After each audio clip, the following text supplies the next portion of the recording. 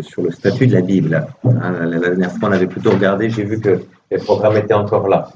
Donc, comment Dieu se révèle à moi, qu'est-ce qui me prouve que c'est bien Dieu, la question de la parole de Dieu, pourquoi on dit que l'Écriture est inspirée, toute la question du statut des Écritures.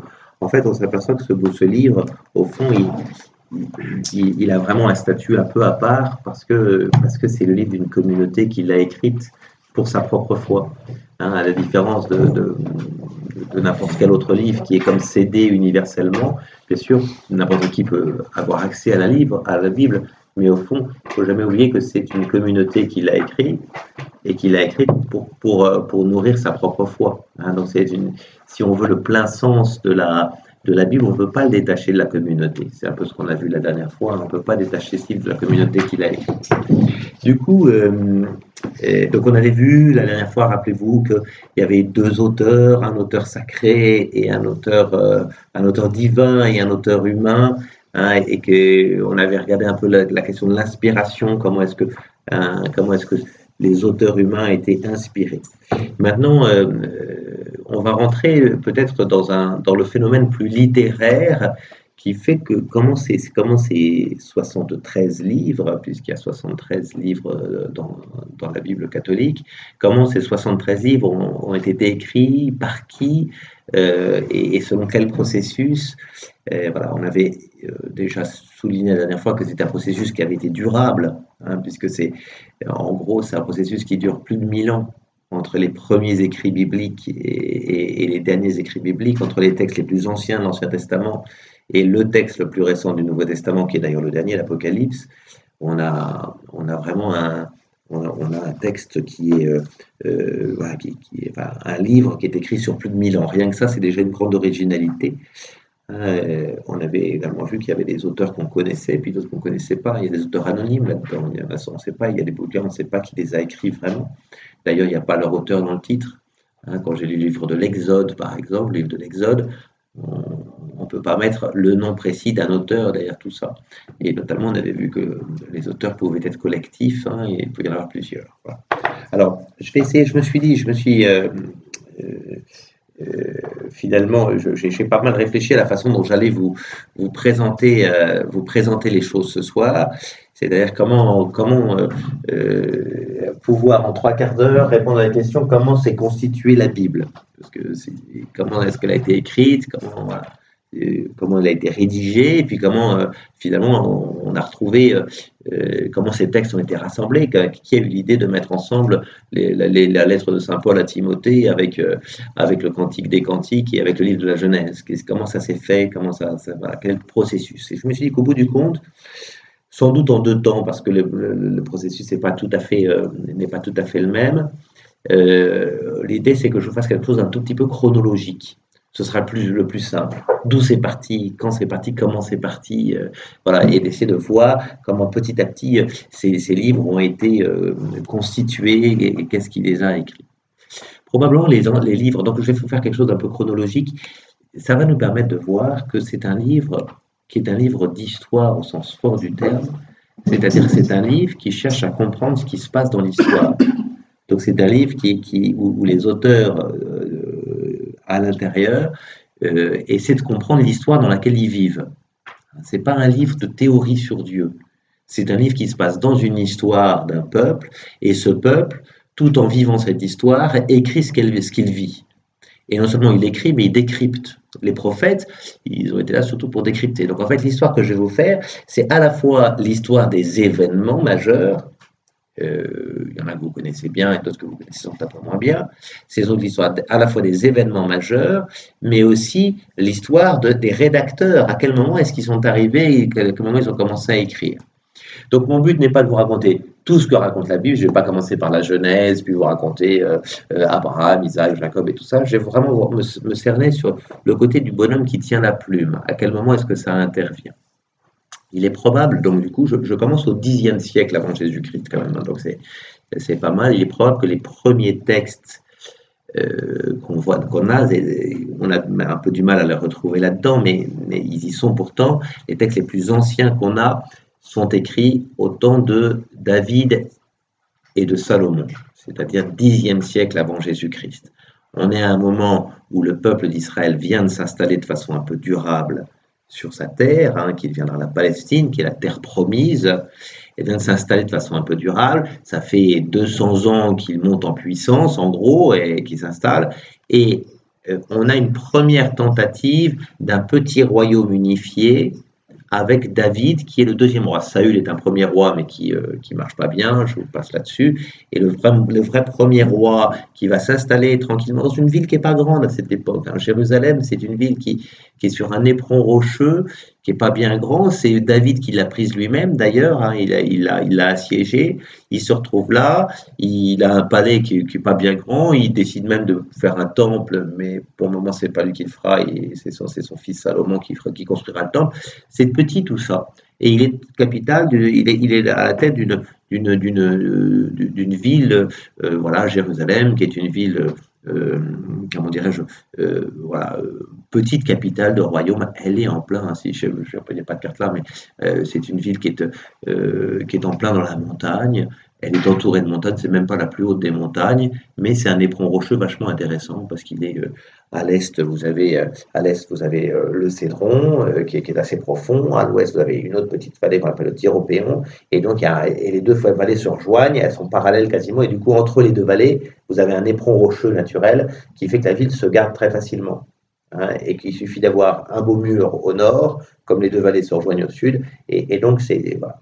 Et c'est là que David va probablement tranquillement, enfin tranquillement, un roi qui commence à être un peu installé, qui a un territoire autour de lui dont on n'est pas très sûr des frontières aujourd'hui, mais enfin qui est un premier territoire, disons, et ben il va avoir une cour, et à sa cour, alors il y a des petites choses qui vont être écrites, mais en fait la démocratisation de l'écriture, elle date que du 8e siècle. Donc au Xe siècle, on écrit sur des tablettes, mais on écrit assez peu, voilà, mais quand même des choses. Et qu'est-ce que fait un roi quand il a à écrire? Il va écrire des documents qui vont sceller l'unité de sa nation. Donc d'abord des petits documents qui sont des chroniques sur ses victoires, parce qu'un roi célèbre toujours ses victoires, donc il écrit des chroniques en disant j'ai fait ça, j'ai gagné, j'ai mis d'apathé à un tel, lui il me doit vassalité, voilà. Et donc il écrit ces petites choses-là. Il écrit aussi, probablement sous David, on commence à avoir quelques artistes qui vont être des chantres, pour chanter la gloire du roi, hein, et probablement c'est là qu'on trouve les premiers psaumes, les plus anciens. On ne sait pas très bien ceux qui remontent on a un peu idée, mais on ne sait pas très bien ceux qui remontent exactement à David, est-ce qu'il en reste, mais probablement, David c'est tellement celui qui aurait lancé l'idée d'écrire des psaumes, hein, qui sont ces chants dans la Bible que vous avez, voilà, que probablement, finalement, au bout du compte, on lui a attribué tous les psaumes. C'est un phénomène d'attribution, ça, qui est un phénomène assez classique dans la Bible. Quand quelqu'un est doué dans un domaine, on lui met, même si on écrit 500 ans plus tard, on dit que c'est lui qui a écrit. Hein, on aura la même chose avec Salomon et les livres de sagesse, mais j'y reviendrai. Donc, vous voyez, peut-être quelques psaumes, peut-être quelques petits bouts de chroniques, de livres un peu d'histoire, voilà. Et puis, peut-être quelques textes juridiques. Un roi, il a besoin d'installer donc des petits bouts de loi. Voilà, des bouts de loi tout simples, hein, comme ceux qu'on trouve dans la Bible. Hein. Tu ne tueras pas, tu ne voleras pas. Tu vois, des petits bouts de loi qui commencent à être écrits. Des choses qui sont probablement plus anciennes dans la mémoire d'Israël, qui remontent peut-être à Moïse, qui remontent avant, mais c'est à ce moment-là vraiment que l'écriture peut commencer à se faire. Donc, vous voyez, David, Salomon, son fils, va aussi écrire des petites choses, probablement. Salomon fait grandir le royaume de son père, mais on est encore sur des choses où il n'y a pas grand-chose. Hein, voilà. Pourquoi est-ce qu'on ne sait pas ce qu'il y a exactement aujourd'hui? Parce que justement et précisément, il donne le départ à un phénomène littéraire, mais en fait, ces textes-là vont être réintégrés dans la suite. C'est-à-dire que, contrairement à ce que parfois on pourrait imaginer, c'est pas, bah tiens, c'est un beau texte de David, donc on va le mettre là et on va dire ça, c'est les textes de David, ça, c'est ceux de Salomon. Non, ceux qu'écrivent David et Salomon, ça va être repris par les générations qui suivent, ça va être enrichi, retravaillé, repris, et donc on a tout un travail où l'histoire va faire son œuvre. Alors, si vous avez vraiment au Xe siècle, David et Salomon, tout va bien. On passe au 9e. 9e siècle, en gros, après Salomon, son, son, son royaume est coupé en deux entre son propre fils qui a tellement augmenté les impôts que quand on augmente les impôts, le problème c'est que tout le monde ne veut pas les payer et donc le royaume s'est coupé en deux. Au sud, du côté de Jérusalem, le petit royaume de Juda et au nord, le grand royaume d'Israël. Beaucoup plus puissant, beaucoup plus fort, avec une capitale beaucoup plus importante. Hein. Alors les deux vous en retiendrez les noms, hein, parce que le fils de Salomon s'appelle Roboam et le général Félon qui a brisé l'unité du royaume et qui est parti avec tous les gens du nord, il s'appelle Jéroboam. Hein, donc c'est pas compliqué. Roboam contre Jéroboam. Okay, voilà. Et tous les deux, ils sont séparés. Et le nord, alors le nord, ça va être extrêmement intéressant parce que c'est au nord que du coup, quittant Jérusalem, au nord, les rois vont vivre grandement, mais très très loin de Dieu. C'est-à-dire qu'ils ne vont pas hésiter à faire des alliances avec, notamment avec un certain roi Akab, qui va faire une alliance avec les gens de Tyr et de Sidon, le Liban actuel. On va faire une alliance. Qu'est-ce qu'on fait? La reine arrive, c'est la reine Jézabel, elle arrive, elle débarque avec ses propres prêtres, ses propres dieux, et donc on retombe dans une forme de polythéisme. Et, voilà. Et on refuse surtout d'aller à Jérusalem. Alors, on ne va surtout pas aller à Jérusalem, puisque Jérusalem, c'est le sud. Donc, on fait d'autres sanctuaires nouveaux, au lieu d'aller au temple de Jérusalem. Voilà. Et donc, le royaume du Nord, il va vivre ce qu'on appelle une période de syncrétisme. C'est-à-dire où tout est mélangé il y a du polythéisme, on mélange Yahvé avec les autres dieux, voilà. Et donc, bien sûr, il y a deux prophètes qui vont se lever l'un après l'autre et qui vont vraiment dénoncer ça. C'est Élie d'une part et Élisée d'autre part, qui vont être les champions du monothéisme.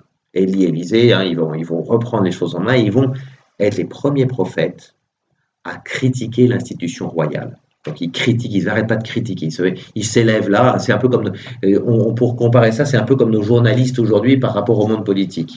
Ils ont une sorte de liberté de parole qui fait qu'ils n'hésitent pas à dire que le président fait n'importe quoi ou que le roi ou que la reine d'Angleterre ne tient pas son statut. Voilà. Il y a une liberté de parole de ces prophètes et Élie et Élisée sont comme les premiers vrais prophètes anti-institution.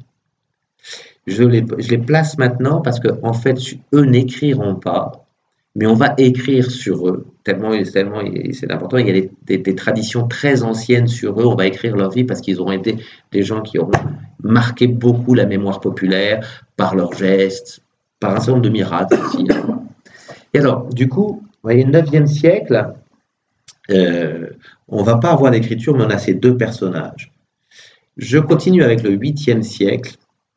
Je vais doucement, hein, mais avec le 8e siècle, parce que c'est toujours le royaume du Nord qui est le plus puissant. Largement, Jérusalem, en bas, il n'y a pas grand-chose qui s'y passe. Hein, c'est un petit royaume. Alors que si vous écoutez la Bible, on a l'impression que le Jérusalem, c'est un très grand royaume, qu'il a des très grandes frontières, parce que forcément, comme la Bible a été écrite à Jérusalem, on a embelli un peu l'histoire, probablement. Mais quand on sait les faits, hein, on s'aperçoit que c'est pas tout à fait comme ça que ça s'est passé. Et le royaume du Nord va voir intervenir les deux premiers prophètes qui vont commencer à écrire au 8e siècle pour critiquer encore. C'est deux prophètes qui sont pas très connus, mais dont vous avez le livre là-dedans. C'est Osée et Amos. Amos, il va faire la critique sociale, la justice sociale. Comment ça se fait que les pauvres soient lésés? Comment ça se fait que les riches trafiquent les balances pour vendre plus cher, en donnant moins? Comment ça se fait? Donc il va critiquer. Amos, c'est vraiment c'est le syndicaliste. Le syndicaliste très ancré dans un vrai souci de la justice sociale. Ça va pas, les rois s'en mettent plein les poches. Et pendant ce temps-là, le peuple galère. Donc c'est vraiment quelqu'un il va dire tout ça parce que vous avez abandonné Dieu. Si vous étiez fidèle à Dieu, vous n'agiriez pas comme ça. Donc Amos, Osée, lui, il va carrément dire, en fait, vous êtes comme il va dire au peuple, vous êtes comme une femme adultère. Vous avez été servir d'autres dieux, vous n'avez qu'un seul Dieu qui devrait être votre mari exclusivement. Vous avez commis l'adultère. Et Osée, il n'hésitera pas à dire, à parler. Il va même prendre le propre exemple de sa vie en accusant le peuple. Voilà. Et donc c'est des textes très anciens, très beaux, parce qu'ils nous parlent d'amour, d'un Dieu qui aime et qui est trahi par son peuple. Ouais. Et c'est parmi les textes les plus anciens qu'on a. Ouais. Ils sont du 7e siècle, probablement à la même époque, parce que le nord, la capitale du Nord est à Samarie, ce qui donnera là Samarie, hein, la ville de Samarie, qui est très puissante. Probablement là, on commence à écrire des choses, et notamment les rois eux-mêmes commencent à écrire la chronique de leur vie. Donc on a des petits documents anciens qui sont là. Seulement le Nord, ça va très mal se passer. Pourquoi? Parce que le Nord, il a envie d'aller mettre la pâtée au sud. Pourquoi est-ce qu'il veut mettre la pâtée au sud? Parce que il y a des Assyriens qui sont en train d'arriver justement par le nord, c'est un peuple très puissant de Mésopotamie. Les Assyriens débarquent, et donc le royaume du nord dit au royaume du sud, est-ce que tu viens faire la guerre avec moi? Le royaume du sud, non, c'est pas mon problème. Et donc le royaume du nord se dit, je peux pas ouvrir un front sur le nord si je suis pas tranquille au sud, donc je vais commencer par aller mettre la pâtée au sud. D'accord? Donc c'est vraiment une guerre fratricide qui était envisagée par le royaume du nord contre le royaume du sud. Vraiment. Et qu'est-ce qui se passe à ce moment-là? On est dans les années, on est 735, hein, et ben le royaume du Sud dit, ah, il est pas cool, il va m'attaquer, il est plus fort que moi. Donc il envoie une petite délégation à la Syrie et il dit à la Syrie, je serai volontiers ton vassal si tu mets une pâtée au nord. D'accord? Et c'est ce qui se passe. Les rois Sargon, roi assyrien, débarque en 735, prend la Galilée, met le joug sur la Samarie, et puis voilà. Alors les Samaritains prennent une première pâtée en 735 et surtout, en 735 avec la première pâtée, Osée et Amos continuent à dire voilà ce qui arrive quand on n'est pas fidèle à Dieu. On prend des pâtés. Hein, en gros, c'est à peu près le discours. Hein, je vous la fais rapide, voilà. Mais c'est important que vous compreniez. Donc ils écrivent dans ce sens-là. Et ils commencent à réfléchir à ce que ça veut dire que concrètement être fidèle à Dieu, pas simplement parce qu'on est des bons petits prions, mais concrètement dans l'histoire, qu'est-ce que ça veut dire que de vivre fidèlement à Dieu, d'être juste, voilà. Et malgré tout, le roi ne va pas rester sans s'opposer toujours au roi assyrien, et les Assyriens reviendront une deuxième fois, alors là, pas pour mettre une petite pâtée, mais une grosse pâtée. En 722, ils prennent Samarie, ils détruisent Samarie, grande capitale, hein, et ils mettent tout le monde dehors, exil. Exil en Assyrie pour tous les gens du Nord. Juste avant, et ça c'est important dans la façon dont la Bible va être écrite, juste avant que ça se passe comme ça, les élites de Samarie sentent que ça va quand même mal se passer cette histoire, courage, fuyons, ils se tirent avant et ils partent vers Jérusalem en disant finalement vous êtes des gens sympas, vous êtes nos frères, voilà. Et du coup, à ce moment-là, il débarque avec quoi? Il débarque avec les rouleaux d'Osée. Osée est mort à ce moment-là. On pense qu'Osée est mort vers 723, 722, mais il y a quand même, ils débarquent avec leurs propres archives, donc les chroniques du Nord, les choses comme ça, et ils arrivent avec tout ça. Et en 722, Ézéchias, qui est le roi du Sud, voit débarquer tous ces exilés-là. Des migrants qui arrivent, qu'est-ce qu'on fait? Eh bien, on ouvre les portes. Donc Jérusalem étant trop petite pour accueillir tout ce monde-là, on fait grossir Jérusalem 2 fois plus. C'est-à-dire que, vous voyez, on avait Jérusalem qui était sur un éperon rocheux. Il y a encore, coup de chance, il y a encore une vallée parallèle un tout petit peu plus à l'ouest. Donc, hop, on va faire grandir la ville, on accueille tout le monde, et du coup, à Jérusalem se retrouvent les élites du Nord, mais des élites du Nord avec toute leur expérience d'infidélité à Dieu, et en même temps, tous les oracles d'Osée qui sont très mûrs, qui sont une vraie réflexion. Et du coup, les gens du Nord vont apporter beaucoup de maturité spirituelle. Quand on connaît l'échec, vous le voyez peut-être dans une vie aussi, hein, quand on connaît l'échec, quand on prend conscience qu'on a mal fait, quand on prend conscience de sa fragilité, quand on prend conscience de son infidélité, et ben finalement ça fait mûrir la vie. Au cœur de ça, les gens du Nord ont mûri en ne prenant des raclés, ils ont mûri, hein, en quelque sorte, pour faire bref. Mais voilà. Et donc, ils ont une grande maturité spirituelle et ils vont enrichir le royaume du Sud. Et du coup, le roi Ézéchias, qui est un très grand roi, va se dire, non seulement il va accueillir ces gens-là, mais il va se dire, il faut que nous ayons une vraie vie de foi. Et il va faire une première réforme. Dans cette première réforme, il va faire une réforme qu'on appelle la réforme deutéronomiste, excusez-moi le nom est un peu complexe, mais peu importe, une première réforme dans laquelle il va vraiment inviter les gens à être fidèles à Dieu, à n'avoir qu'un seul lieu de culte qui est Jérusalem, voilà, à être très fidèles. Et du coup, il va commencer à écrire des choses sur cette réforme. D'accord? Un petit rouleau de loi, tout simple, pas bien gros, mais sur lequel il invite les gens à vivre conformément à la loi de Dieu. C'est encore des petites choses, mais ça, le rouleau d'Ézéchias, on en trouve vraiment des traces dans le livre du Deutéronome. Voilà. Donc voilà comment c'est fait. Donc vous voyez, à cette époque-là, qu'est-ce qu'on a? On a le livre de deux prophètes, voilà. On a quand même aussi quelqu'un dont je ne vous ai pas parlé encore, mais à Jérusalem, à ce moment-là, vivent deux grands prophètes qui sont eux du sud et qui accompagnent Ézéchias, qui sont un peu les conseillers du roi, même si le roi fait pas tout ce qu'il leur demande. C'est le grand prophète, lui que vous connaissez, qui est Isaïe, et un autre que vous connaissez moins, qui est Michée. Et Isaïe va conseiller le roi Ézéchias, il va pousser le roi Ézéchias à ne faire confiance qu'en Dieu. Et de fait, les Assyriens qui vont redébarquer. En fait, pendant ce temps-là, le royaume du Sud a aussi dit à la Syrie, on en a marre de vous payer le tribut, on en a marre d'être votre vassal. Donc le royaume du Sud dit, allez, on a assez payé, c'est vrai que vous nous avez délivré de nos ennemis, mais on ne veut plus payer. Donc les Assyriens, qu'est-ce qu'ils font? Quand un vassal ne veut plus payer, on débarque pour mettre la raclée. C'est un roi qui s'appelle Sennachérib qui débarque en 701. Il prend toutes les villes de Judée, il prend tout, il arrive devant Jérusalem. Il est avec une armée qui est énorme. Jérusalem ne devrait pas tenir bien longtemps. Et là, grand miracle, épidémie dans l'armée. Donc l'armée assyrienne qui était forte se voit décimée. En plus, Sennachérib entend dire qu'il a des problèmes dans sa cour à Ninive. Il faut qu'il rentre chez lui en Assyrie à Ninive parce que il y a des intrigues de cour. Il fait bien de rentrer. D'ailleurs, il rentre et ses deux fils le tuent. Donc en fait, il avait raison. Il y avait vraiment des problèmes. Mais voilà. Et donc, comment Jérusalem vit ça? Ils avaient les énormes armées qui étaient au pied là, et puis vraiment, la ville devait être prise. Ils vivent ça comme étant un grand miracle que Dieu leur accorde. Hein, et on a des traces de ce miracle vraiment ils vivent ça comme un miracle que Dieu leur accorde. Ils ont été fidèles à Dieu en n'étant pas fidèles à l'alliance avec un peuple étranger. Dieu les a libérés. D'accord? Et ça, on va l'écrire aussi. Isaïe va en parler de ce grand miracle. Voilà, ça va. Et du coup, on commence à voir quoi? On commence à avoir des petits textes juridiques. On commence à avoir quelques textes de prophètes qui sont pour le moment. Les prophètes, ils parlaient à l'oral, hein, mais ils ont des disciples qui sont mis à écrire un peu derrière et qui retranscrivaient les oracles de leur patron. D'accord?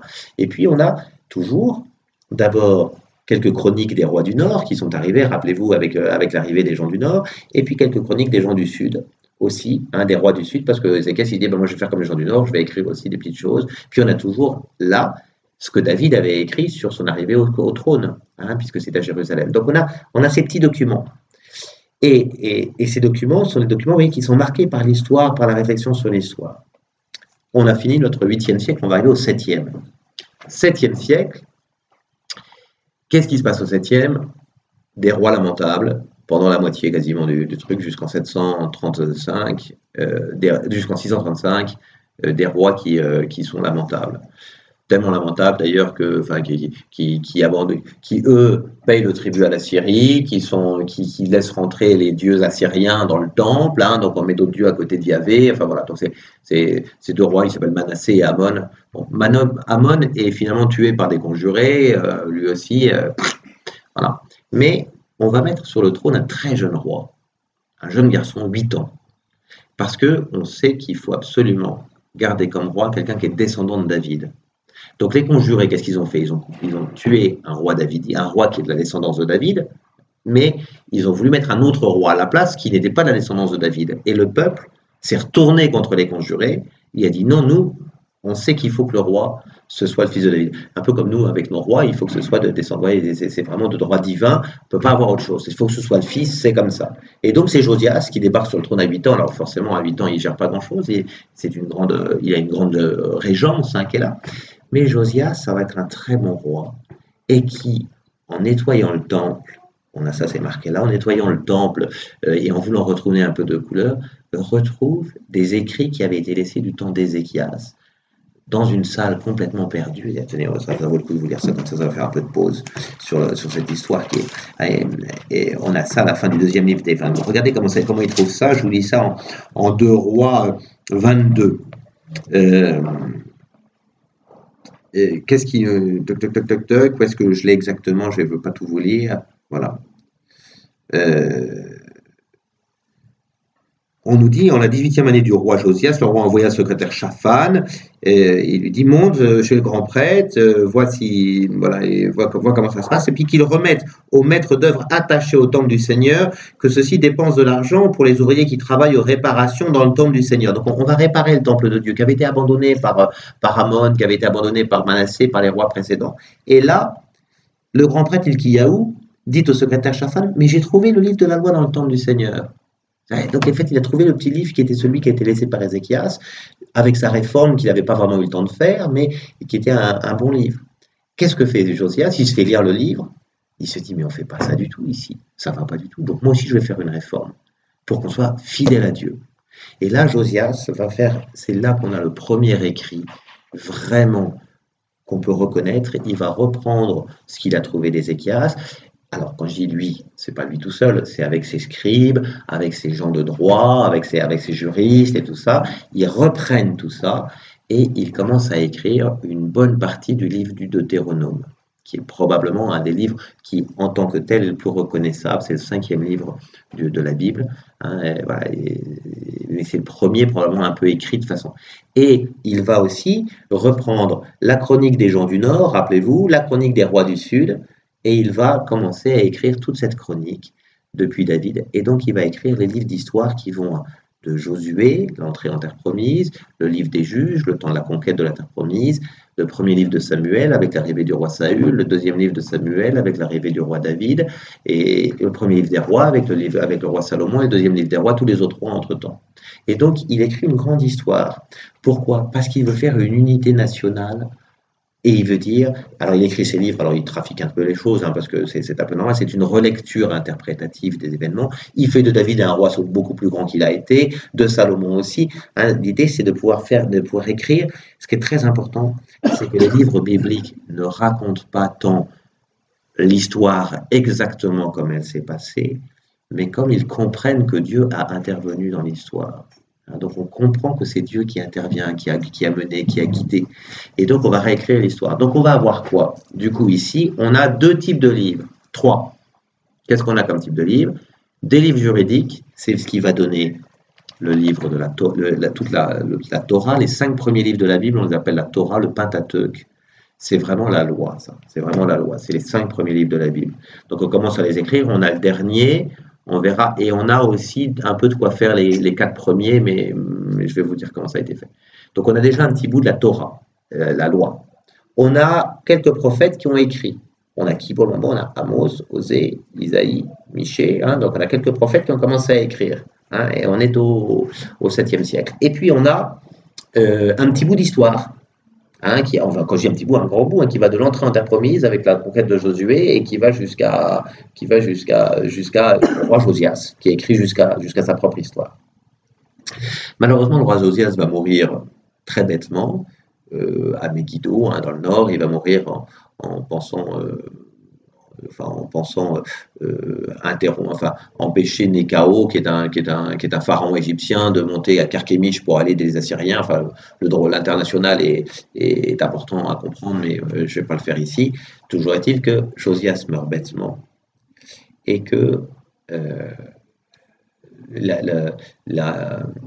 après quelques petites histoires que je passe rapidement, Juda retombe sous un joug étranger, une vassalité étrangère, qui n'est plus la Syrie, parce que la Syrie a perdu, et à Carchemish et à Ninive, contre un jeune roi absolument génial, enfin un jeune général d'abord, qui n'est pas encore roi, mais qui est le prince héritier, qui est un type absolument génial, un jeune babylonien qui s'appelle Nabuchodonosor, roi de Babylone. Vous connaissez Nabuchodonosor. Un roi, alors bien sûr la Bible n'a pas beaucoup d'amour pour lui, parce que c'est lui qui va détruire Jérusalem, et pourtant, toute l'histoire voit en lui un roi extrêmement cultivé, les jardins suspendus de Babylone.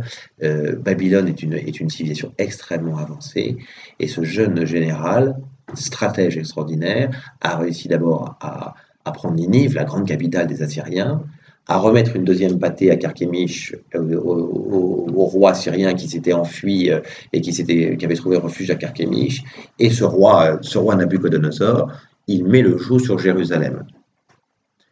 Et là, il y a un prophète qui arrive à Jérusalem, qui est Jérémie. Et Jérémie qui dit, il faut qu'on respecte, Dieu veut que pour un temps, notre peuple dépende de Babylone. Il faut qu'on soit vassal de Babylone. Alors forcément, il n'a pas il n'a pas de très bonne presse dans le pays. On le met dans une citerne, on est sur le point de l'égorger. Un prophète de malheur, un prophète de malheur qui dit qu'il faut qu'on soit que l'occupant a raison. Hein. C'est un peu comme si, voilà, c'est comme si pendant la Seconde Guerre mondiale, quelqu'un disait il faut qu'on soit obéissant aux Allemands parce que Dieu le veut. Voilà, pas top quoi. Et Jérémie dit ça, il dit moi je vous dis des choses qui vont pas vous plaire, hein. Ce pauvre Jérémie, du coup il écrit des jérémiades parce que comme il me dit arrête pas de se plaindre parce que personne ne l'écoute, hein. C'est ça qui donnera le terme jérémiade. Mais c'est important à ce moment-là parce qu'il dit quoi? Il dit en fait le peuple n'a pas été fidèle. Jusqu'à Josias, le peuple n'a pas été fidèle et donc il va y avoir une rupture d'alliance et Dieu va signifier cette rupture d'alliance. L'alliance a été rompue, l'alliance que Dieu avait faite avec le peuple elle est rompue. Et Jérémie va annoncer à la fois qu'il y a une rupture d'alliance, mais que Dieu en fera une nouvelle, mais pour plus tard. En attendant, il faut payer. Hein, donc, voilà. Et malheureusement, Jérémie n'est pas très écouté. Qu'est-ce que fait le roi Joachim? Le roi Joachim, il dit très clairement n'écoutons pas Jérémie et ne payons pas le tribut à Babylone. Ça ne plaît pas beaucoup à Nabuchodonosor, qui débarque en 598 une première fois, je vous la fais rapide, en 587 une deuxième fois, donc début du VIe siècle, on est passé au VIe siècle, et que fait-il? Il emmène toutes les élites en exil. On a l'exil à Babylone, qui est le moment le plus important de la rédaction biblique, c'est de ça dont je vais vous parler maintenant. Parce que tout d'un coup, les élites, donc les prêtres, les grands prêtres, les gens qui étaient d'influence, la cour et tout ça, tous ces gens-là se retrouvent, sauf le roi lui-même, Sédécias, parce que comme il a trahi la confiance de Nabuchodonosor a commencé par, quand il l'a retrouvé au désert, parce que ça c'est marrant, enfin c'est pas très marrant, mais Sédécias a fui la ville avant que ça ne se fasse prendre, en 587, il est parti à toute vitesse, les armées de Nabuchodonosor lui ont mis le grappin dessus, ont égorgé ses deux fils sous ses yeux et lui ont crevé les yeux ensuite. Et on l'ont ramené comme à Babylone. Il est quand même parti à Babylone. Ah, c'était pas les enfants de cœur à l'époque. Hein. Voilà. Et donc tout ce monde-là se retrouve, y compris Sédécias aveugle, tout ce monde-là se retrouve en exil et là commence à se dire mais c'est qui ce Dieu qui nous a abandonnés? En 701, rappelez-vous, il nous avait sauvés de façon miraculeuse de l'arrivée de Sennacherib, parce que comment Dieu peut-il faire pour que sa ville, Jérusalem, son temple soit détruit? Dieu nous a trahis. Donc c'est cette idée, première idée en exil, je la fais brève, hein, mais c'est Dieu nous a trahis. On n'a plus de roi, on n'a plus de temple, on n'a plus de capitale, on n'a plus de terre promise. Est-ce que Dieu a repris ses promesses? Voilà. Et le peuple va faire une vraie réflexion sur ce vrai traumatisme. C'est un vrai traumatisme. Vous imaginez que à l'époque, hein, quand une ville et Jérusalem il y a eu un siège sur Jérusalem de 2 ans, quand une ville est assiégée, d'abord, vivre à l'intérieur d'une ville assiégée, c'était insupportable. Il y a des épidémies, il y a un certain nombre de choses, puis il y a vraiment une difficulté. Mais en plus, il y a toute la guerre morale. Les gens qui sont à l'extérieur, ils n'arrêtent pas de gueuler. Quand on sera là, je vous assure que ça va mal se passer pour vous. Laissez-nous entrer ou sinon ça va mal se passer pour vous. Donc vous avez vraiment un siège qui est insupportable. On dit, on a ça dans le livre de Lamentation, hein, le livre de Lamentation nous le rapporte, que des femmes qui mouraient de faim allèrent jusqu'à manger leur propre enfant. Je ne sais pas si vous imaginez ça, le niveau d'échéance dans laquelle on tombe pendant un siège. Donc le traumatisme du siège, la destruction, puis qu'une fois que les gens y rentrent, hein, ils ne rentrent pas en disant ça y est, on est rentré, bonjour. Hein. Il y a bien sûr pillage à fond, on égorge tous les hommes qui sont en âge de combattre, ou à peu près, on fait des prisonniers qu'on emmène dans des conditions abominables, on viole les femmes, on tue les enfants, enfin bon, il faut s'imaginer que donc c'est un vrai traumatisme. Dieu nous a abandonnés et nous a fait ça. Et en fait, en exil, ils vont rester 60 ans en exil à Babylone. Les Babyloniens sont des gens intelligents. Donc qu'est-ce qu'ils font? Une fois qu'ils ont emmené les gens en exil, ils les installent très bien chez eux et ils leur donnent de quoi exprimer leur talent. C'est-à-dire que plutôt que de prendre des prisonniers, tout ça, il leur dit installez-vous et si vous pouvez bénéficier à notre société, c'est très bien. Et de fait, les Juifs s'installent là-bas à tel point d'ailleurs que beaucoup ne rentreront pas. Ils sont tellement bien traités et installés là-bas qu'il y en a très peu qui rentrent. Il y en a pas, c'est pas la majorité. J'ai pas très peu, mais c'est pas la majorité qui rentrera. Il y en a qui vont s'intégrer, qui vont épouser des femmes babyloniennes, qui vont voilà. Mais pendant ce temps-là, qu'est-ce qu'on fait? mais on va quand même réfléchir en disant, en fait, c'est peut-être pas Dieu qui a rompu l'alliance, c'est peut-être nous qui avons rompu l'alliance. Et le peuple va se mettre à réfléchir sur son propre attitude, sur son propre péché. Et qu'est-ce qu'on va faire? On va relire, pendant cette période de l'exil, tout ce qui s'est passé avant. Et on va comprendre que toute l'histoire qui s'est passée avant et qui a fini par nous mener, c'est une histoire qui nous a menés jusque-là. En fait, on a été dans le péché jusque-là. Donc le peuple va relire. Et donc il y a des prophètes en exil qui vont aider à relire. Des gens de toute l'école d'Isaïe. Isaïe, pourtant, est mort depuis 100 ans, mais il y a une sorte d'école isaïenne qui est de gens qui sont fidèles à Isaïe et qui vont reprendre les oracles d'Isaïe et qui vont dire, mais oui, Isaïe l'avait prévu. Donc, on va relire les oracles et qu'est-ce qu'on fait avec les oracles d'Isaïe? Eh ben, on les insère dans une littérature un peu plus forte. Donc, on les met au milieu de choses et on écrit autour. Donc, on prend ces oracles, on montre qu'Isaïe avait raison. Donc, vous voyez, même le livre d'Isaïe, d'abord, Isaïe n'en a pas écrit une ligne, puisque lui, il n'était qu'un prophète à l'oral. Ses disciples ont commencé à écrire, mais il y a encore des disciples qui, 150 ans après, continuent à méditer sur ces oracles et à travailler dessus. En fait, le livre d'Isaïe, alors qu'Isaïe est du 8e siècle, il sera fini sans doute au 4e ou au 3e siècle, sur 500 ans. Donc quand on dit livre d'Isaïe, on ne dit pas livre écrit par Isaïe, mais livre de l'école isaïenne, si vous voulez, de l'école. Et donc on commence à comprendre que les prophètes méditent, et notamment là au cœur de l'exil, un certain Ézéchiel. Et puis Jérémie aussi, qui continue à dire, qui a vécu pour un début d'exil, en tout cas, entre les deux déportations, celle de 598 et celle de 587.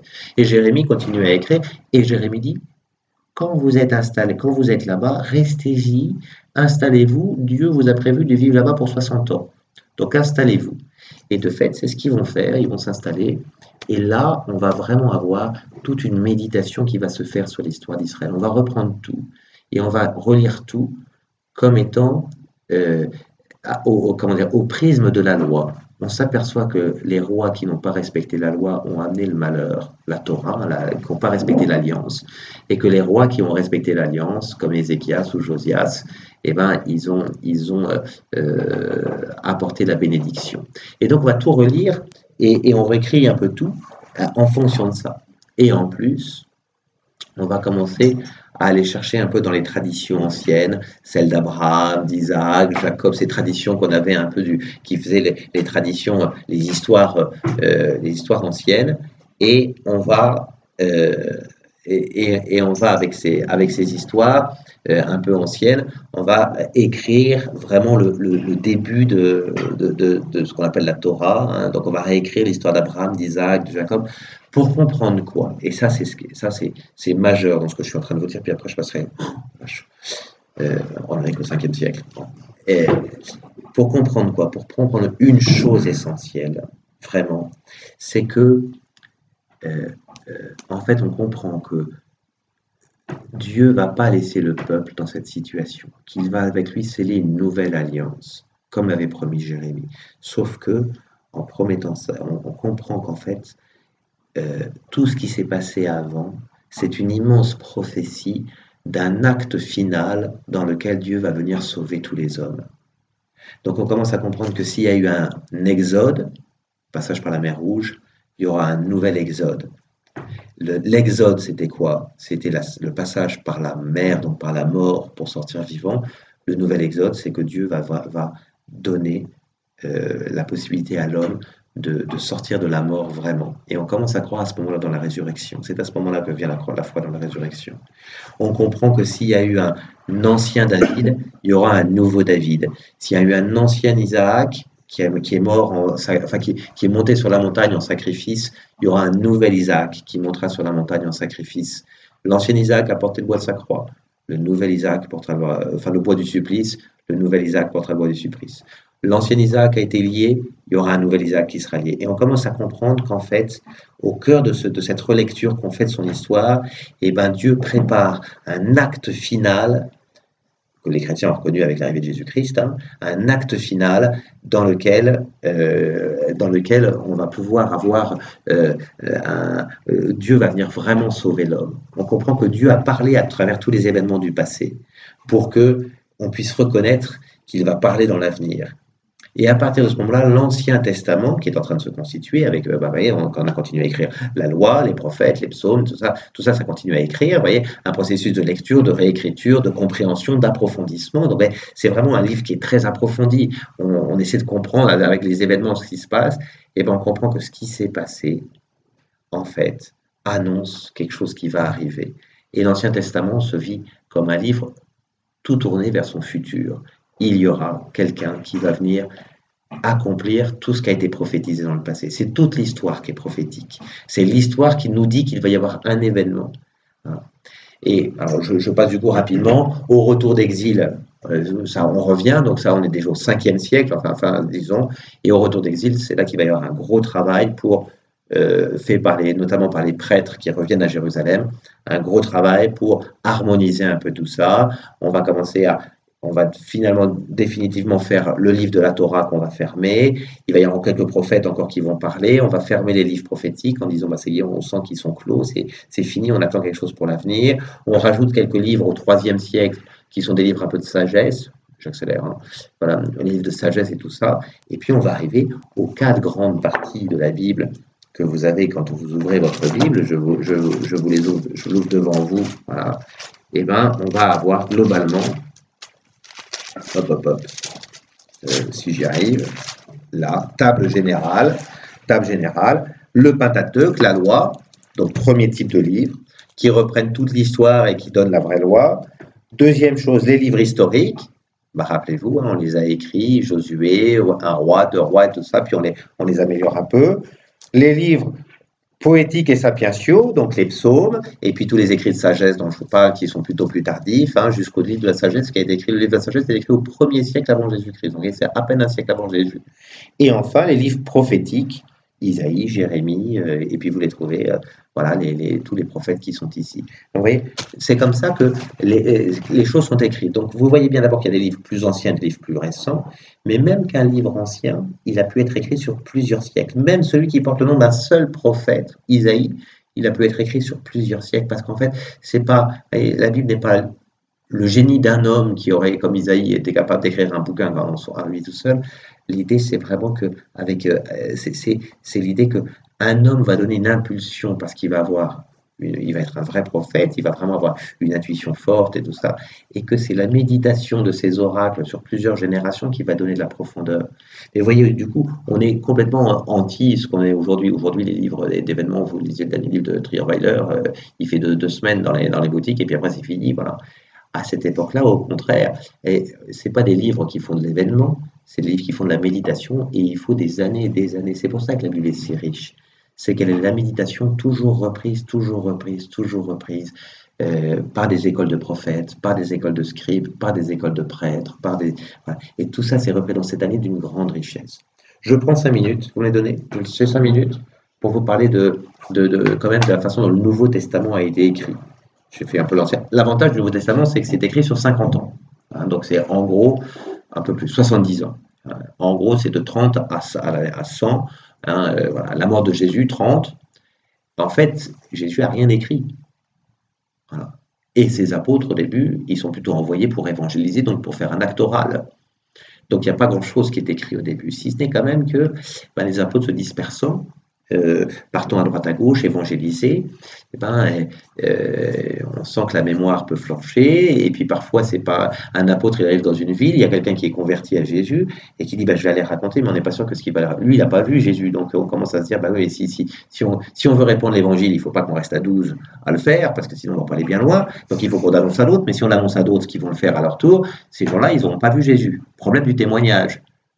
Donc on commence à écrire des petites choses qui sont des petits bouts de texte.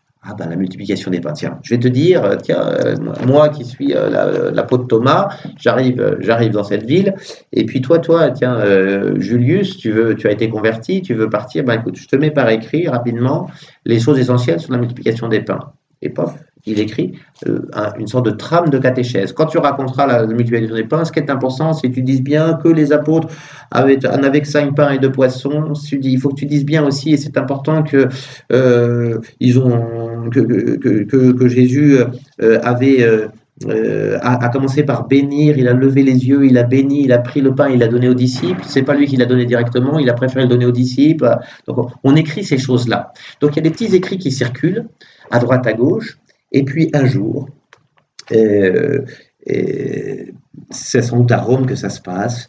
Je vous le fais rapide aussi, hein, mais à Rome que ça se passe. On pousse Saint Pierre à écrire une vie de Jésus. On lui dit, écoute, maintenant, voilà, on a ce qu'il faut pour faire la prière, la catéchèse, la liturgie. Ces petits bouts sont souvent utilisés aussi dans la prière des chrétiens. On lit un petit passage, voilà. Mais on pousse Pierre à écrire. Et Pierre dit, moi, je refuse d'écrire. D'abord, je ne sais pas faire. En gros, voilà, tout ça, on sait ça par un historien d'église qui est Eusèbe de Césarée du IVe siècle. Et il est tellement poussé qu'en fait, il va demander à son secrétaire d'écrire. Mais lui, il ne le fait pas. Mais aussi parce qu'il se dit, si c'est moi qui écris, l'écrit aura une telle autorité qu'on risque de l'idolâtrer. Pierre, c'est le premier des apôtres. Voilà. Qui est à ce moment-là le secrétaire de Pierre? Marc. Et Marc, au début des années 60, 60, hein, pas 1960, 60, au début des années 60, Marc écrit une première biographie assez rapide, assez populaire dans le style, un peu objectivement, je suis en train de travailler avec les séminaristes, un écrit qui est un peu à la fois génial, mais qui est en fait pas très bien écrit d'un point de vue du style, qui a beaucoup de répétitions, qui est assez populaire, mais qui est hyper vivant. C'est l'évangile le plus vivant, mais aussi un peu le plus incompréhensible, parce que Marc, il s'occupe juste de mettre les choses importantes, mais il n'explique pas beaucoup ce qu'il écrit. Donc c'est un évangile difficile à lire, Marc. Et Marc écrit l'évangile. Attention, quand Marc écrit l'évangile, ça n'est pas le premier écrit du Nouveau Testament. Paul a déjà écrit une lettre aux Thessaloniciens 10 ans plus tôt, en 51. Paul a écrit une lettre aux Thessaloniciens. Et en fait, les écrits les plus anciens du Nouveau Testament, ce n'est pas les évangiles, c'est les lettres. Pas toutes, parce qu'il y a des lettres de Paul qui seront postérieures à l'évangile de Marc, mais pas toutes. Et donc, il y a des écrits. Paul, lui, c'est simple, hein, c'est ce qu'on appelle des lettres collectives. Il a été à Thessalonique, il se retrouve à Corinthe. De Corinthe, il a le besoin d'écrire. Il entend dire qu'à Thessalonique, on commence à remettre en cause le fait que Jésus soit ressuscité. Qu'est-ce qu'il fait? Il se rend pas à Thessalonique, il prend sa plume, il écrit une lettre et il l'envoie à la communauté pour qu'elle soit lue, comme c'est une communauté que lui-même a fondée.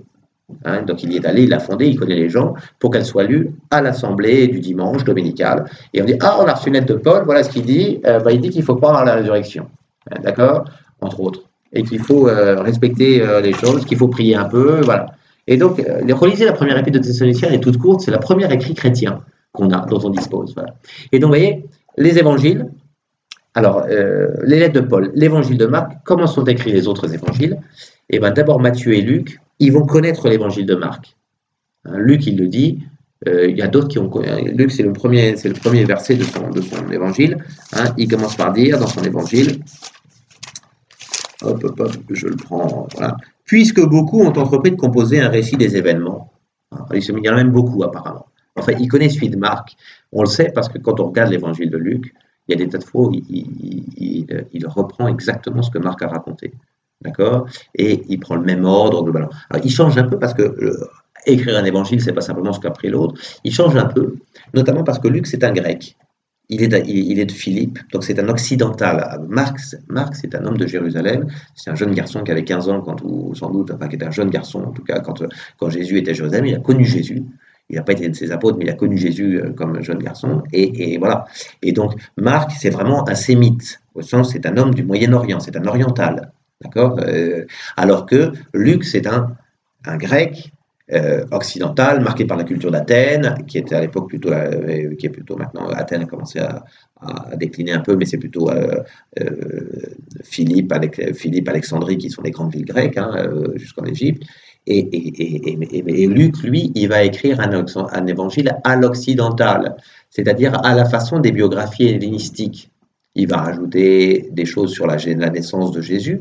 Il n'y en a pas chez Marc. Chez Marc, on commence directement par le baptême de Jésus quand il a 30 ans. Si on n'avait que Marc, on ne saurait pas comment s'appelle la mère de Jésus, on ne saurait pas comment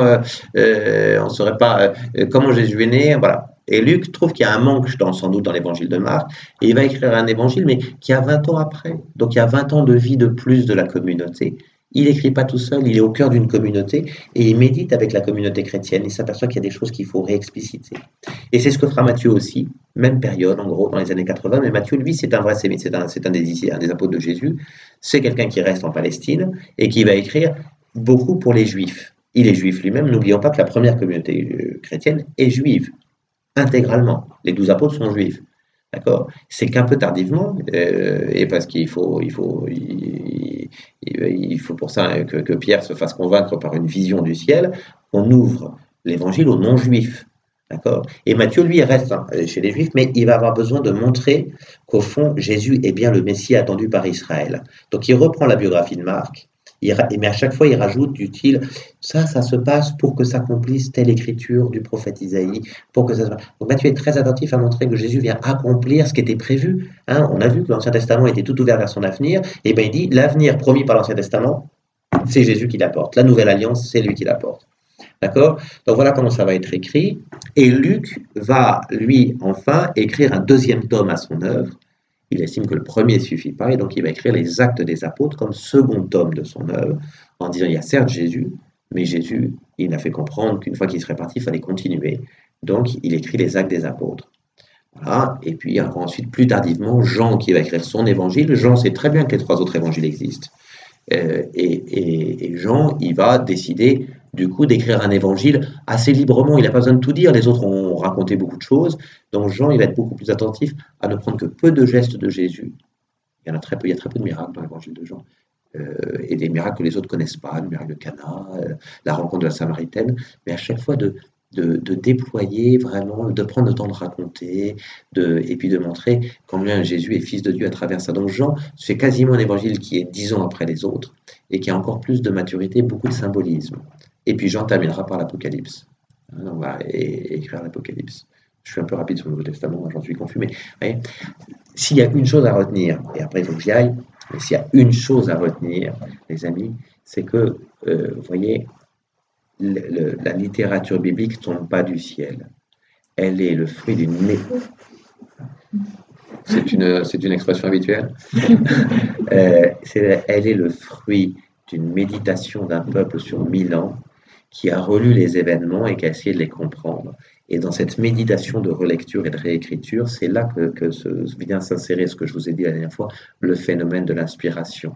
C'est-à-dire que c'est l'Esprit Saint qui va pousser les auteurs sacrés, les auteurs de la Bible, à reconnaître comment Dieu a agi dans les événements. Donc pas à dire simplement les événements comme s'ils étaient une suite de causes et d'effets, mais de comprendre que Dieu a agi là-dedans. C'est ce que nous sommes invités à faire vis-à-vis de notre propre vie. Quand nous les relisons, soit on estime que voilà, notre propre vie c'est un enchaînement des faits, soit on estime qu'on a une histoire sainte à vivre, chacun. Et relire notre propre vie pour voir où est-ce que, au fond, à quel moment Dieu y est intervenu, comment est-ce qu'il y travaille, comment il travaille. Voilà. Donc au fond, il y a de ça.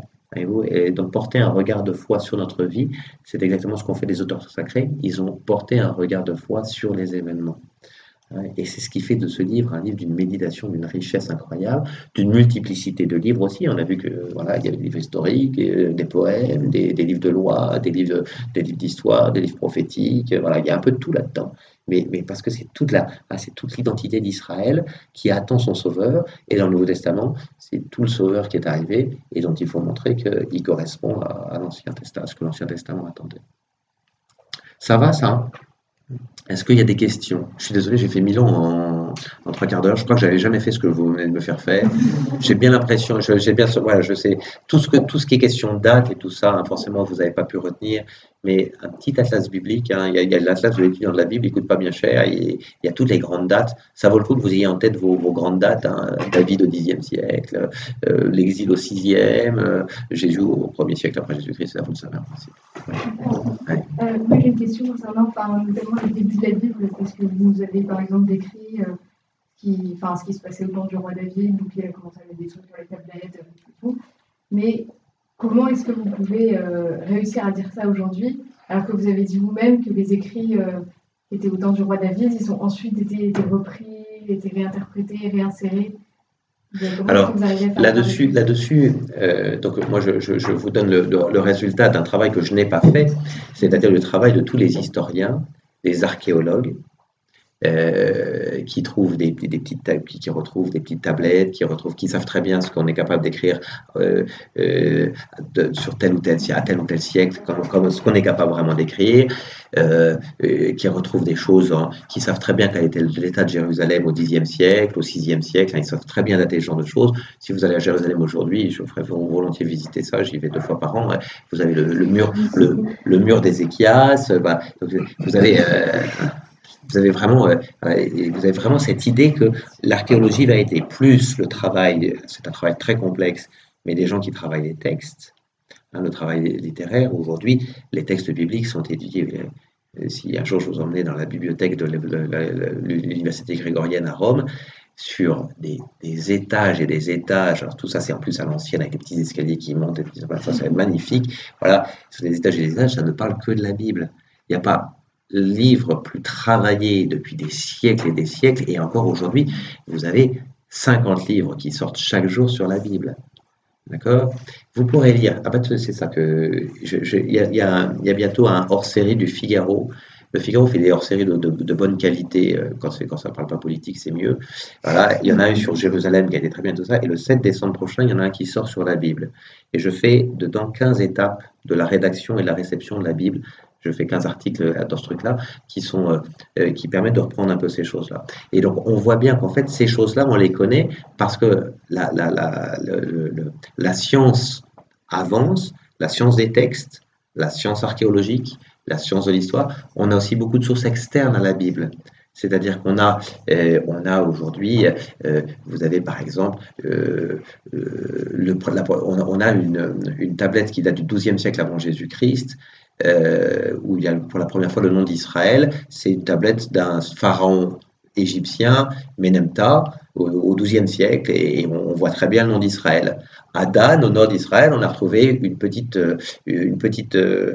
inscription du Xe siècle avant Jésus-Christ qui parle de Beth David en hébreu, c'est-à-dire la maison de David. Donc on sait qu'à Dan, probablement on connaissait le roi David au moins. Alors, on ne peut pas dire beaucoup plus, mais donc, tout ça, avec toute la connaissance qu'on a et qui est de plus en plus grande, moi je passe 10 fois par an, j'ai ma petite carte pour y entrer plus rapidement, au Louvre, pour aller voir les expositions sur la Syrie, sur Babylone, sur l'Égypte, sur Israël.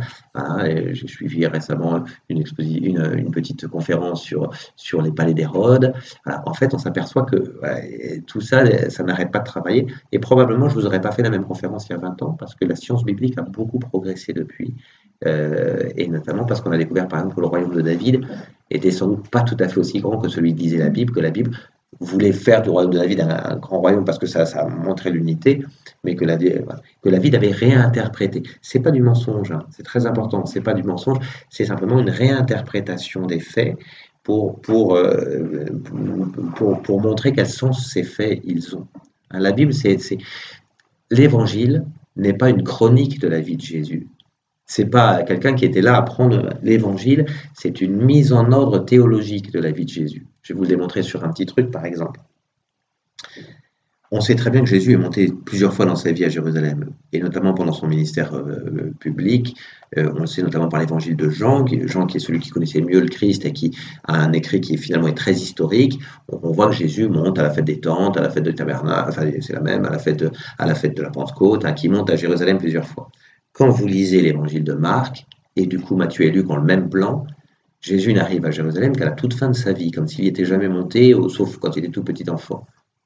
Pourquoi est-ce que Matthieu, Marc et Luc décident que Jésus, de ne pas raconter les précédentes venues de Jésus à Jérusalem?